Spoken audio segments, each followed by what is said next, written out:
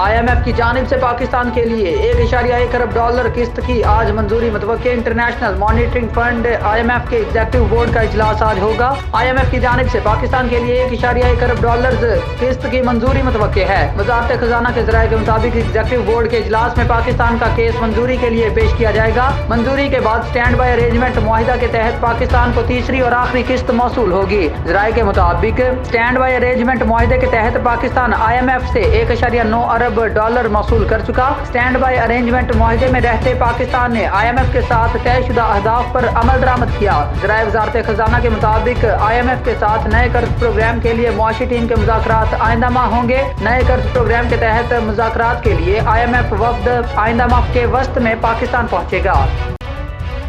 आइंदा 4 साल के लिए मुल्क में तालीमी एमरजेंसी नाफिज करने का फैसला। आइंदा 4 साल के लिए मुल्क में तालीमी एमरजेंसी नाफिज करने का फैसला कर लिया गया। वज़ीर आज़म शहबाज शरीफ मंगल को तालीमी एमरजेंसी का बाकायदा ऐलान करेंगे। गिलगित बल्तिस्तान और आज़ाद कश्मीर समेत मुल्क भर में तालीमी एमरजेंसी का निफाज होगा। तालीमी एमरजेंसी के निफाज की कॉन्फ्रेंस मंगल को इस्लामाबाद में होगी।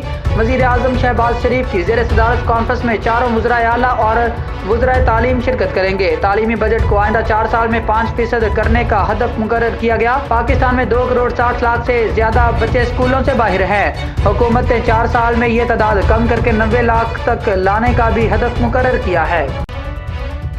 इसराइल में एक बार फिर वज़ीर आज़म नेतन्याहू के खिलाफ एहतजाज। इसराइल में एक बार फिर वज़ीर आज़म नेतन्याहू के खिलाफ एहतजाज हुआ। अरब मीडिया के मुताबिक हज़ारों मुजाहिरीन ने इसराइली वज़ीर आज़म से मुस्ताफ़ी होने का मुतालबा किया। मुजाहिरीन ने यरगमालियों की फौरी रिहाई के लिए मुआहिदा करने का और इसराइल में फौरी नए इंतखाबात करवाने का भी मुतालबा किया। दूसरी जानिब इसराइली वज़ीर ख़ारजा ने मीडिया से बात करते हुए कहा कि यरगमालियों की रिहाई का मुआहिदा हो जाए तो रफ़ा ऑपरेशन टल सकता है। इसराइली वज़ीर ख़ारजा का कहना है कि यरगमालियों की रिहाई हमारी तरजीह है।